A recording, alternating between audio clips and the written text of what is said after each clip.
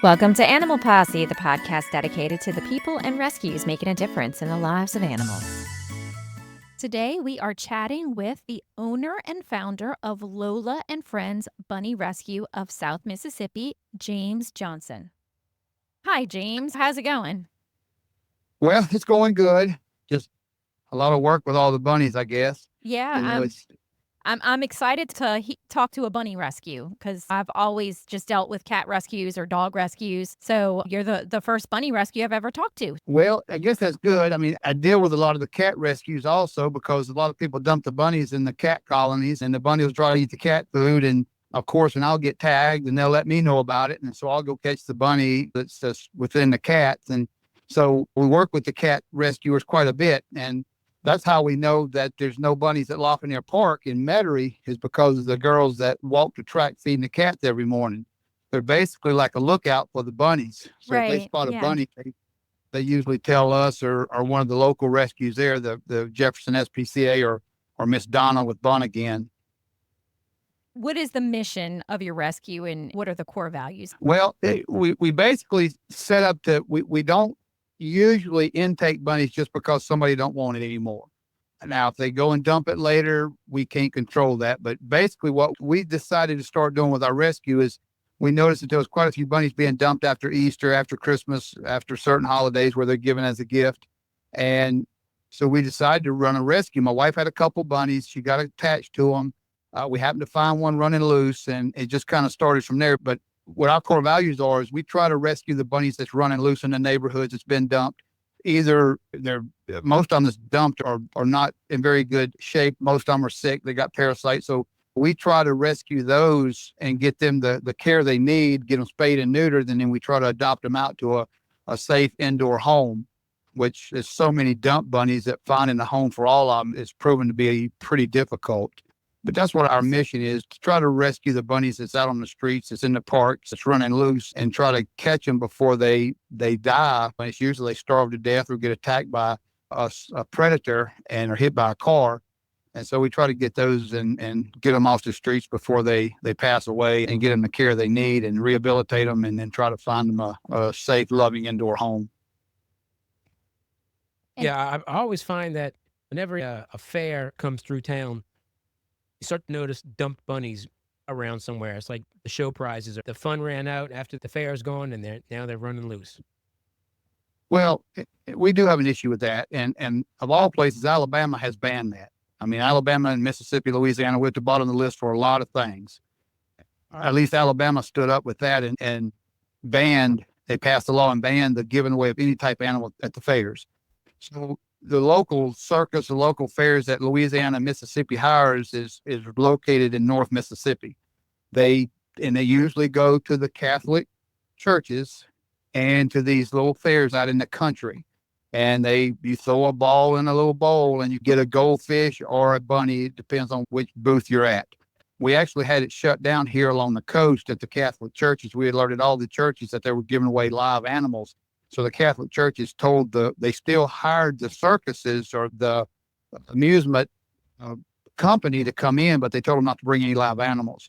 But it's still a big issue, especially in Louisiana. They have a lot of fairs in middle of the state. And it's the same one that does ours over here. They bring those bunnies, the people walk up. The people are not prepared to take the bunny home. The kid wins a prize. They give the parents the bunny. Next thing they get home and realize that they don't want it, and off in the streets they go, if it survives. Most of these bunnies given as gifts don't even live to be 6 months old. Most of them perish before that they even get dumped because of the mishandling of the small child that somehow just harms the bunny or breaks his back or whatever the case, drops it and the bunny passes away. I know we've seen that here where they have a old mall. They were having some fairs and they were doing giveaways of bunnies and iguanas. And every time that they see them out there, luckily they have stopped them. Right. But I mean, they'll keep coming back and you'll see the whole thing again where they're giving the bunnies away and they'll go over there and try to put an end to that as well, because I can't imagine how healthy they are when they do go home. They're sitting out in the sun during these events. Right. And most of them come from a backyard breeder. And so the bunnies, you're right, they're not healthy to start with. None of them have any vet care. Every bunny I catch has been dumped well, most of them, especially at Kenner Park. I mean, we finally cleared Kenner Park a month or so ago of the last bunny. I had the signs put up there, and I'm in Mississippi, of course, and I'm working with Jeff Dorson with the Humane Society, but we've had signs put up at Kenner Park and Lafreniere Park, hoping that they'll stop dumping the bunnies at the park. And there is a law that if somebody sees them actually doing it, they can be arrested and fined. But luckily, Lafreniere has been bunny free for, I think, since March. Kenner Park's been bunny free for 2 months now. And I actually decided just to keep the first bunny and the last bunny we caught at Kenner Park. And just because it was so many of them that I thought it would be kind of fun just to have her with us. But yeah, it's a problem. The fairs come through, the circuses, and like you said, they're getting the bunnies from probably one of the worst places they could get them. And then the kids, if the kids don't mishandle or they're rough, the kids don't know no better. You know, I mean, they got home, they went home with a live animal that they don't even know how to care for, neither do the parents. So they're mishandling the bunny, and it's a delicate animal to start with. And so even if it survives past that, then like you said, the small bunnies, most of them have parasites. They're raised in the backyard in these cages full of feces, full of urine, and they probably got intestinal parasites, and no matter telling what else. And so, and not that anything a bunny has can transmit to a human, but it's still the bunny. Even if the child does care for the bunny, dies in front of the child, and then that's traumatic for the kid that has to watch the bunny die, of the kid that does care about the bunny and treats it right, and then has to watch it pass away because of some type of disease. So that's kind of sad too. And so we don't know what to do. We've tried to get laws passed in Mississippi. Louisiana actually has a law that's been put on the books, and it's been turned down a couple of times, that one of the senators there in the state of Louisiana had put a law in place to where they try to stop live animals given away at fairs as gifts. But up to now, it hadn't passed. It just sits there. I don't know. I've talked to Jeff about it with the Humane Society, and I don't know how that works, but somehow it just sits there until they want to bring it up and discuss it and pass it. Yeah, it's a shame. It really is. Now, you do a lot of the rescues in Louisiana, but you are in Mississippi. So, how did you first become aware of the issue with the bunnies being in the parks in Louisiana? So when we first started, we had a couple bunnies. My wife babysat a bunny for a little girl that was in the military. She went overseas and asked my wife, Sherry, if she could watch the bunny until she come back. Well, she never come back, not because she didn't want to, because she got stationed there and she didn't come back in enough time. And we kept the bunny 4 or 5 years and it passed away from old age. So Sherry had become attached to it. And we got another one from, I don't know, I think we was traveling and seeing it posted on Facebook or something. And we went and got her, and that was Lola, which is the rescue's named after. So she lived to be 9 or 10. And in that time, we rescued a couple more that we just saw on the streets, and it started that way. But we didn't have a vet local. There's no exotic vets around that can do bunnies. So the best exotic vet, one of the best along the whole southern states, is Dr. Rich and Dr. Pence at Avian and Exotic Animal Hospital of Louisiana there in Metairie. So we started bringing the bunnies over there. And as we started bringing our personal bunnies, we met Miss June, who run the House Rabbit Society of Louisiana at the time. And she was one of the rescues that was good friends with Dr. Rich. She was getting older and was retired, and she kind of put us under her wing, and that's how we kind of got kicked off and started. She kind of backed us as we were getting going with the rescue and helped us along the way. So that's how our ties in Louisiana become, how we got over there with the vet being in Metairie.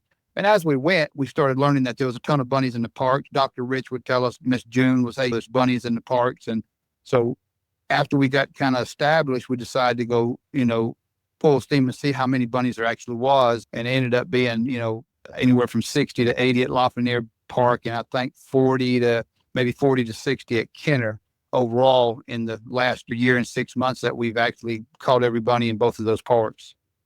Yeah, that's amazing. You do a lot of great work catching those bunnies. I do see the post on Facebook all the time too, and it's very sad. It is. And with that being said, I don't want to leave out with the Jefferson SPCA and Miss Donna with Bun Again that have helped out a lot. Even though we was back and forth a lot ourselves, they did a lot to help us also.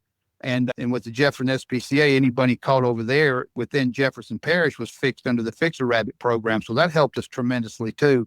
So that was another incentive to catch the bunnies in that area, that we was able to get them fixed and spayed and neutered at a good cost. And that helped a lot too. But yeah, with Bun Again and with the Jefferson SPC and Rachel and Hannah over there in Metairie at Jefferson Feed, they helped a lot too. It wasn't just Lola's. We kind of headed the thing, but they did a lot to help along the way. And as we caught the bunnies and met with the people who walked the park in Lafreniere with the cat rescue, and they fed the cats every day, we'd post in the local groups about the bunnies, and people would start seeing the bunnies running loose in neighborhoods, and they would start catching them and bringing them to the shelter to get them off the street. But they didn't know no better. They thought it was, hey, it's a wild bunny. It can survive. It's a domesticated bunny, but it can live just like a wild bunny. And they can't. Well, when people realized that, a lot of people within these groups started catching the bunnies themselves and taking them to the shelter. So that helped us also. Now, it didn't help the shelters any because they maxed out. We're all full now. So it's hard to catch bunnies and bring them anywhere because everybody's just loaded with bunnies now. You catch 5 and adopt 1, and at that ratio, you never catch up. We don't get as many posts of bunnies loose as we used to. Over here along the coast, we hardly get any anymore. Now, with New Orleans and Metairie and Kenner being the size it is, I mean, they still get some over there, but it's nowhere near the 5 or 6 or 7 each day that we were seeing posted. Now it's one or 2 or 3 a week. And now it's at the same location over and over. So it's probably a breeder somewhere in these certain areas that's just letting them loose. But it's gotten better. People's kind of got educated with all of us doing the rescue with the post and the local social media groups. And it's helped. It's helped educate the public on the bunnies. And hopefully it'll help people stop from dumping them and letting them loose. I do cat rescue, and I know with the cats, it's kind of a similar situation to the bunnies. And the problem with the cats is that they reproduce so fast. They can reproduce at 4 months. What is that like for the bunnies? Like, how many bunnies will become exponential for the cats? So I imagine it's got to be even worse for the bunnies. Right. I wish it was only 4 months. So bunnies can reproduce every 28 days. Wow. So I didn't know that. Wow. They're fertile 365 days out of the year. As soon as they have one litter, as soon as that last baby comes out, she can get pregnant again. So my first rescue at Kenner Park was a little black and white Dutch bunny. I didn't go there to catch her. I went there to catch 4 babies that were underneath the bathroom at Kenner Park. So when I got there, the babies that were hard to catch, they were burrowed under the bathroom. They would go in and out of a hole. So I ended up catching 4 bunnies. Well, the mother come and just kind of walked up and sat between my legs. And I was going to catch her last just so she could keep feeding the babies that I didn't catch. And I was going to catch her last when I caught all the babies. Well, she walked up when I picked her up. She was pregnant. You could feel the babies inside her already moving. So I went ahead and caught her and then got lucky and caught all 4 babies that were 4 weeks old. Within 2 days, she had 5 more babies. Wow. So I had a mother bunny in my rescue that I just caught with 4 4-week-old babies and 5 brand new newborn babies. Wow. So yeah, they're always fertile, all 365 days out of the year. And they can have a little litter between 28 and 32 days, every 28 and 32 days. And it's been rumored, I don't know if this is true. I'd have to ask Dr. Rich for sure. I've heard a lot of people say that they can carry 2 litters at once. I personally don't believe that, but I've heard a lot of people say that they can do that. People that has a lot of bunny knowledge more than I do, but I've never seen it. And they can have anywhere from 6 to 14 or 15 babies. So, and they can reproduce at 4 months old. So, I mean, it's just a bad scenario for everything. These bunnies can go from a male and a female, 2 bunnies. They can have a litter in 28 days. In 4 months, those babies can reproduce. So, I mean, you're looking at just an ungodly amount of bunnies in a matter of 6 months. But right. There's so many predators out there that the bunnies hurt nothing. Everything hurts them. That's the way you see it. Bunnies, they have no voice. They harm nothing. They dig holes. That's all they do. But everything harms them. So even though they can produce like this at Kenner and Lafreniere Park, even though we caught almost 200 bunnies between both parks, there's probably 400 or 500 bunnies within those 2 years that was out there that just passed away from either being born dead, not surviving within a week or 2 because of where they were born, living 3 or 4 weeks and catching parasites and dying because of the ducks and birds and chickens that run loose. So even though we caught 200, that sounds like an ungodly number, That number probably was double that, if truth be known, just because the other half of them died.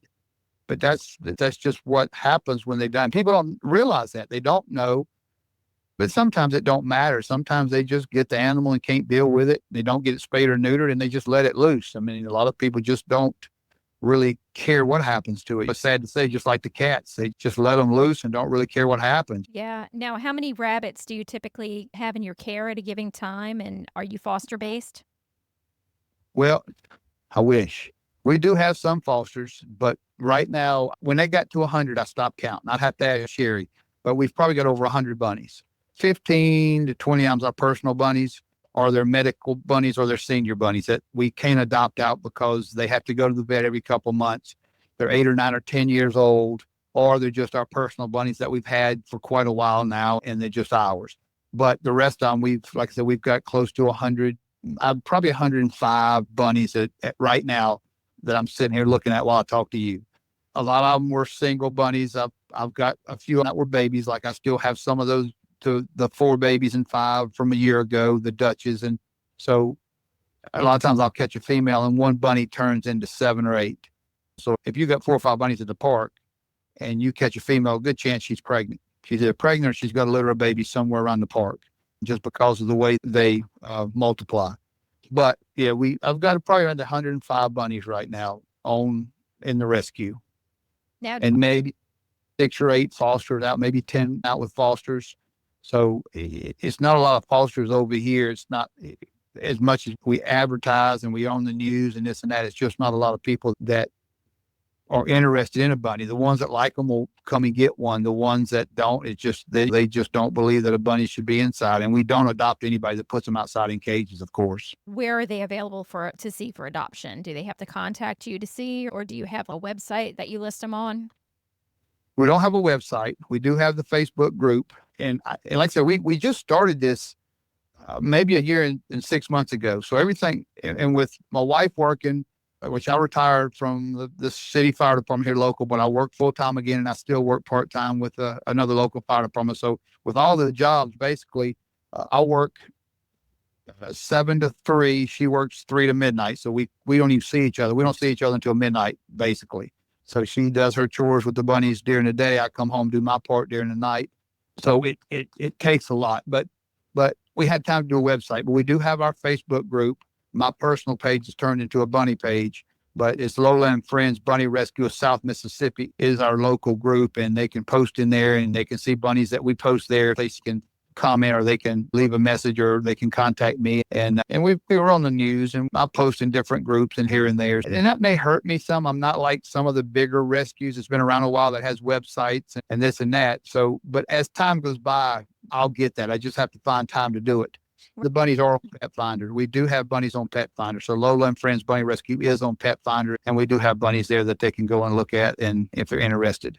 But yeah, they can come to the rescue. We're in Biloxi, north of Biloxi.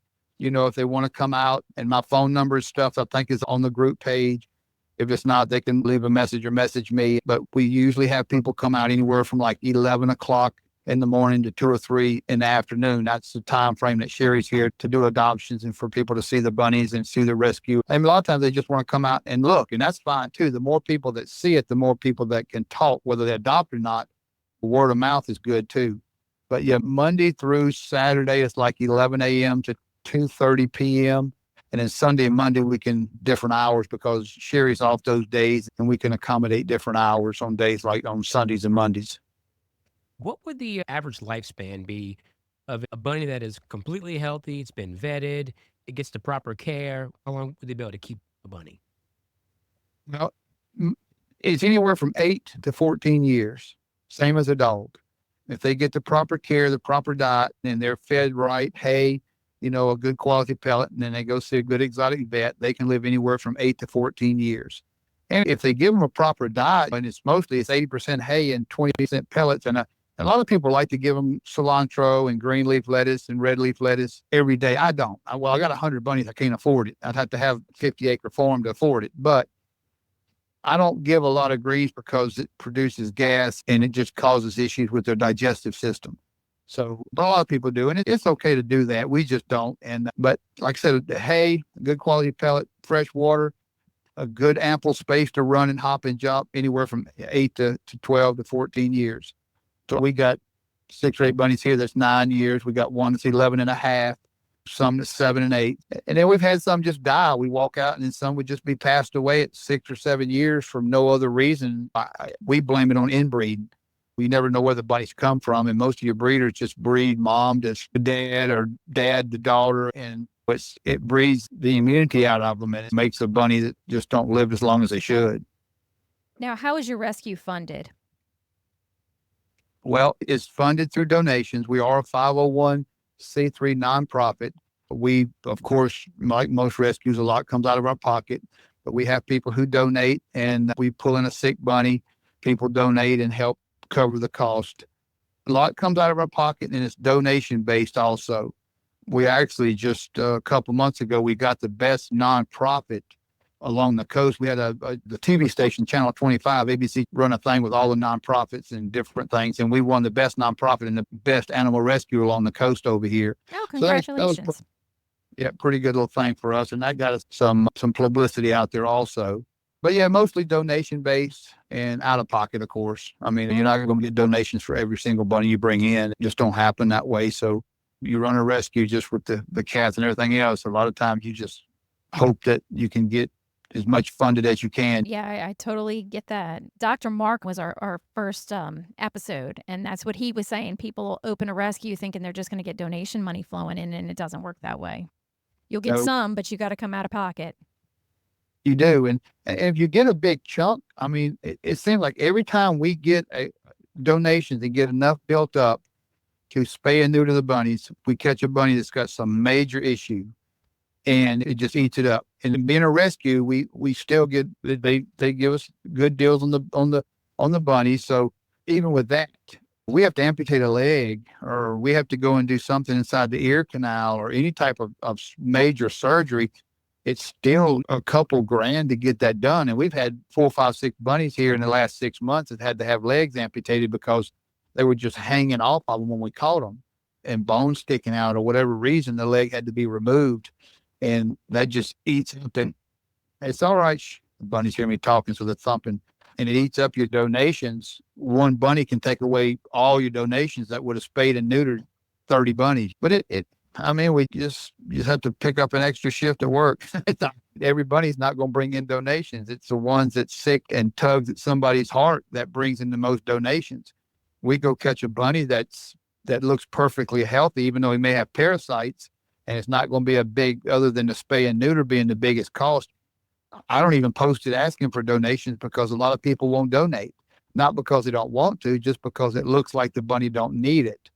The bunnies who bring in, and I don't go looking for sick bunnies. I don't want sick bunnies, but the bunnies who bring in the most donations are the bunnies that just look horrible. Mm-hmm. But then again, they eat up all your donations, that even though people donate for that bunny, it's still in such bad shape. It takes every bit of that plus some to get it healthy. So it's kind of like, I hadn't figured out how to do it yet. And we don't like to ask donations all the time, because you'll lose your followers.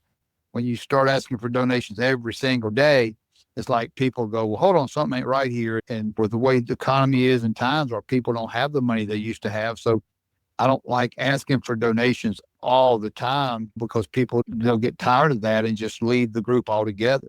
So I'd rather have somebody donate once every 3 months and stay with my group than somebody that would leave the group because they get tired of seeing you posting every single day asking for donations for the bunnies. Even though we need it, it kind of hurts you in the long run. Now, with the bunnies, you said that it is challenging to adopt out adult bunnies. I know with cats, it's very hard to adopt out a black cat. Are there certain bunnies that get adopted faster than other bunnies? It is. And black bunnies are the same as any black animal is the same. People just don't like the little black animals for some reason, because they're not fancy. But usually the little fluffy bunnies with a lot of fur, they get adopted. The lop-eared bunnies. People just love the little lop-eared bunnies. They're the most expensive bunny you can get. They have more issues than any bunny out there, because they were bred to look cute, not to be healthy. So it was bred to have a little short, smashed in face, and they were bred to have the ears to hang over their ear canal. So first of all, the smashed face causes teeth problems, and they have issues with dental issues. They have abscesses in their teeth.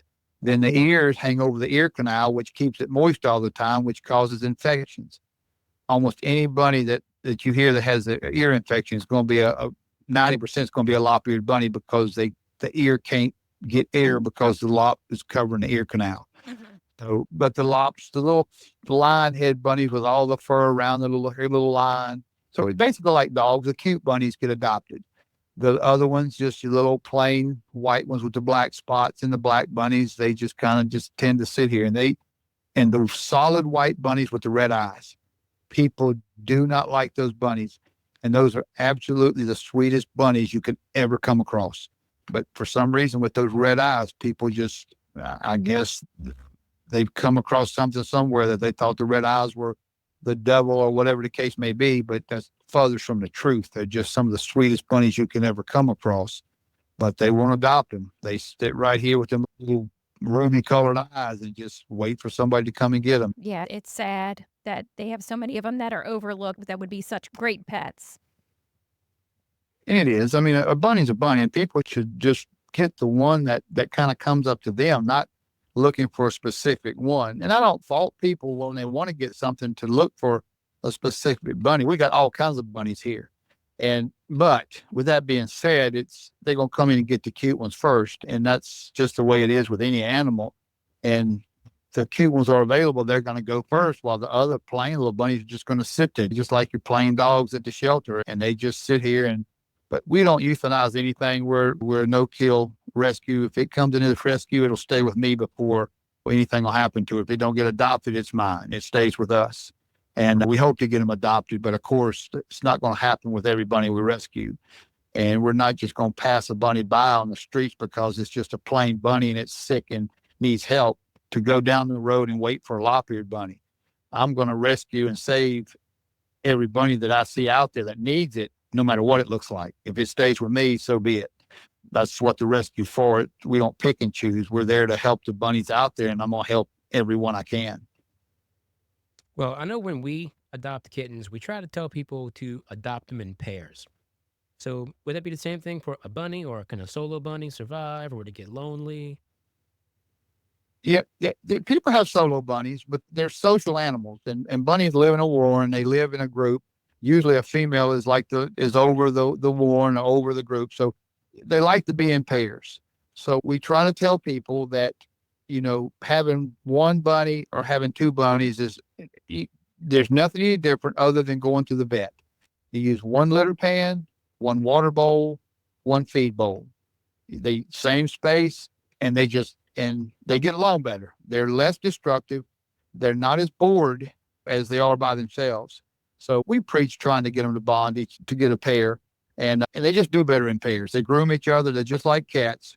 Of course, their digestive system, they have to continuously use the bathroom because when they groom, they're just like a cat and they groom. But a cat gets a hairball, he can throw up a hairball. Bunnies can't throw up. So anything that goes in the front has to come out the back.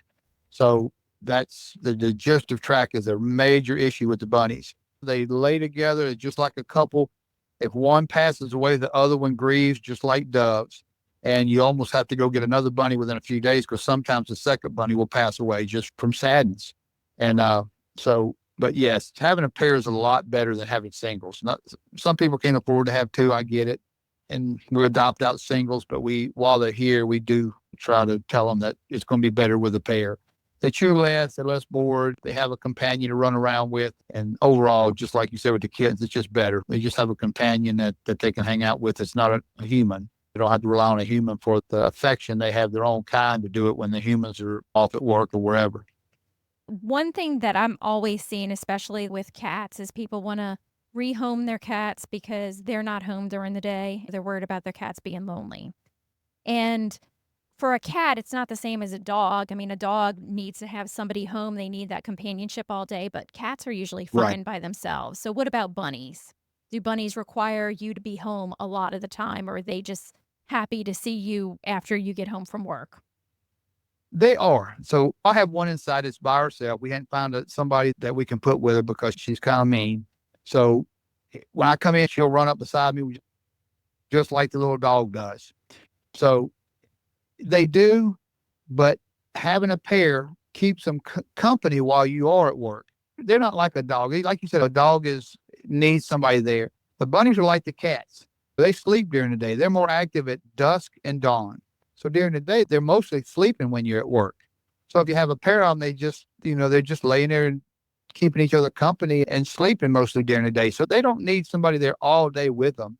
And we tell people a lot of times too, just have a big pen, have a big area, but when you go to work, lock them up, have a little area where you can lock them up so they don't jump out or go chew on some cords or do something destructive while you're gone. I do have a question for people that would be new time rabbit owners. What should they know first going into it? And are there any particular signs of illness or anything that they should look out for? Well, the first thing they should do is go on the internet and educate themselves if they're going to get a bunny. So bunnies are quite expensive if they have issues at the vet. So that's one thing. They're quite expensive to be spayed or neutered. So going to a rescue saves you a lot of money getting a bunny that's already been vet checked and spayed and neutered. They can't have a lot of things. It's not like Bugs Bunny. Carrots can be deadly to bunnies. Carrots are nothing but sugar, and bunnies can't process sugar very well. So carrots are a treat, just a piece of carrot every, couple times a week. But 80% hay, 20% pellets, and some greens, throughout the day, and they'll be good. But as far as illness, bunnies hide it really well. New bunny owners kind of have a hard time knowing what's going on. So we tell people, have some treats, have some oxbow, have some good treats that you can order or get online, and give them a treat every morning. If you have food, bunnies are going to come to you. So every morning, you do a treat. If the bunny don't come to you and it's in a corner, all like a little loaf of bread, all, just sitting there and not moving, something's wrong with the bunny. So they hide their illnesses. And until people kind of have one and see how it acts, it's hard to tell. Even for us, sometimes we don't know when the bunnies are ill or not. They hide it really good. But for new owners, just get it from a rescue that's already spayed or neutered. Don't go to a breeder where you know that the bunny's going to have issues, from being raised or interbred or just already in feces and its own urine, and it's going to pass away on you. Just look. There's a lot of stuff out there on the internet now that they can educate themselves with that, or they can, come to us. We help people. We tell them, even if they don't get one from us, we can educate them what they need to do. And no matter where they get it from, and I don't care whether they rescue the bunny from or adopt it from, as long as they adopt a bunny, it don't have to come from me. But yeah, but other than that, I mean, they're delicate. They can't be manhandled. They're not really a small child's pet. The child needs to be older, 12, 14, where they can be trustworthy with the animal when the parents are gone. But other than that, I mean, they do good. They don't like to be picked up, because they're prey. They don't like to be off the ground. So you kind of need to get on the ground and get at their level to get them to trust you more. But they have to be picked up, of course, for different things, but they don't like to be picked up and held like a lot of people think they do, especially as they get older. The babies don't mind it as much, but as they get older and at 4 months, they're a teenager and they kind of start the hormones kicking in and they just don't like it. They may nibble or scratch or claw because they don't want to be picked up anymore. But they're a good pet. They'll live a long time. A lot of people have them quite a while, and it don't take a lot to keep them if you know what to give them or what not to give them. But if you just give them cilantro and green leaf lettuce, hay, and some good quality pellets, that's all you really need. You don't need to get more extreme than that. And they'll live a long time and can be a good pet. They just like a little dog. They play with toys. They come running to you. And of course, we got 100 bunnies, so we love the ones we got. And we love doing what we do. Yeah, I can imagine if you have that many bunnies. It's wonderful work you do too, because like I said, it's one of those overlooked animals. You don't hear a lot about bunny rescues. No, and they're the third most dumped animal behind cats and dogs. And I would think they may be catching up. And people don't realize that either. But people just see them and they think that they see a bunny that is wild. But wild bunnies are brown. Any other colored bunnies are domesticated. There is no other color wild bunny other than the brown with the white cottontail. Any other color, any with floppy hair, they're domesticated bunnies and they don't belong outside. So if whoever's listening to this, if you see a bunny that's just not brown, it's domesticated. And there's even bunnies that look just like we've got 3 or 4 here that look just like the wild bunnies that's domesticated. So sometimes you can't even tell. If a bunny comes up to you, it's domesticated. You will never have a wild cottontail or one of the cane cutter or swamp bunnies in Louisiana come up to you. You can't get within 20 foot and they'll shoot like a jet. So if a bunny ever walks up to you and goes to your feet, comes to you, it's domesticated. So you alert somebody or catch it or bring it home or take it to the shelter. But people just don't know that. They think it's a bunny, it can survive in the wild, and they dump it and off they go. Before we end this episode, is there anything else that you would like to add? Well, we have a lot of bunnies. We do transport. We have people that will transport. So if they see bunnies we post, they're more than welcome to contact us. But we have a lot of bunnies. We definitely need people to come out and see the bunnies, and we definitely need to adopt some. We can't take more in until we adopt some out. So right now we're fully maxed. So we need as many people as we can to adopt a bunny. And people who have bunnies, if they need help with their bunny, if something's wrong with it, we can help. Sherry bonds bunnies. So if people has the one bunny and they want to get another one, Sherry will bond the bunnies for them. She does nail clippings, and we don't do grooming, but we check the bunnies over and we do nail clippings. We bond the bunnies. And even if it's not our bunnies and they already have a pair of bunnies and they fight and they can't get them to bond, we do that too. But adoption is the biggest thing right now for us. And we just hope that it will get out there. And then I'm not sure where the podcast, how far it goes out or whatever. But like I said, whoever hears it, and if they want to contact us and looking to adopt, we're more than welcome to talk to them and help them. And I'll include the link to your Facebook group. Okay. Yeah, that'd be fine. And like I said, I should have, we do have Pet Finder. It's under the same name. So we do have bunnies posted there. We have a lady in Huntsville, Miss Ruth with the Huntsville Friends of Rabbits. She kind of runs the Pet Finder page, and it kind of stays updated. We have more bunnies here at the rescue than we do on the Pet Finder page because they're always coming in, of course.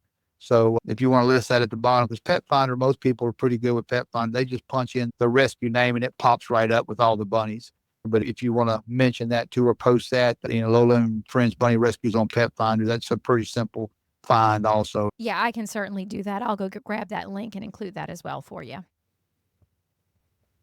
But yeah, if people, especially in Louisiana, they have bunnies and they need to have the bunny checked. The Avian Exotic Animal Hospital Louisiana is probably the best exotic anywhere along the southern states that we know of. We rescue in Mobile, rescue along the coast of Mississippi, Louisiana. We go north to Hattiesburg, sometimes to Jackson, but we just tend to stay along the coast here. There's enough bunnies down here for us to rescue, then we don't need to go anywhere else. It would make a pretty good show. We've actually talked with some of the producers. My daughter worked with the crew in New Orleans when they run the EMS show, and we thought it would be a pretty good show to have, but we didn't have nowhere.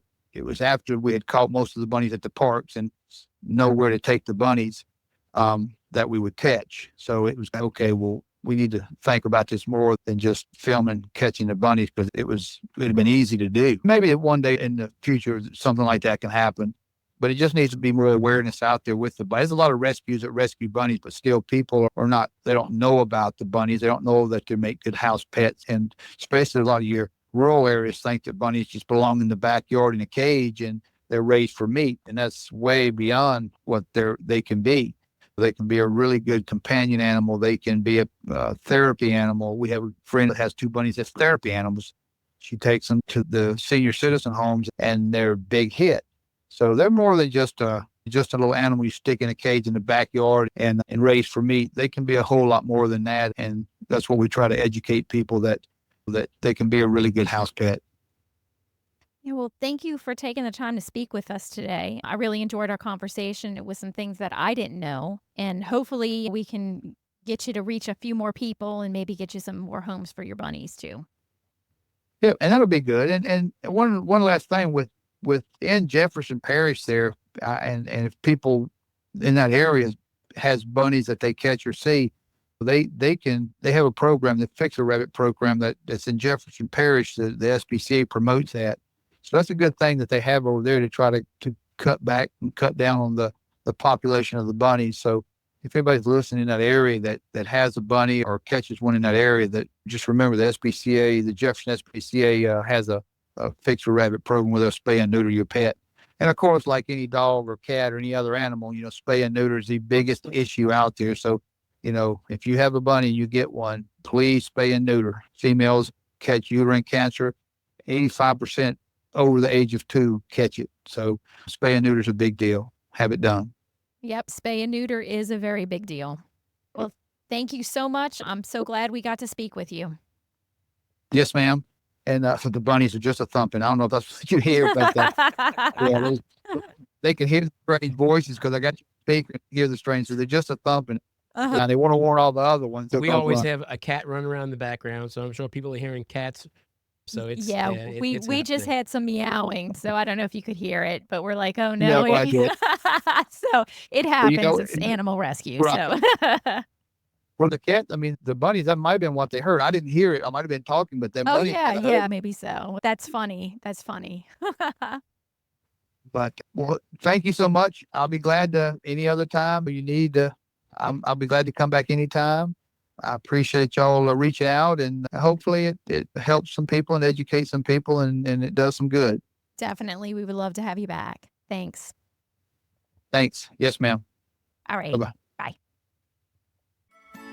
And that's all the time we have for today's episode. If you are in animal rescue, or if you know someone that has a story that should be told, please contact us. We would love to have you or them on the show. Thanks for listening, and please join us next week as we continue to explore the world of animal rescue.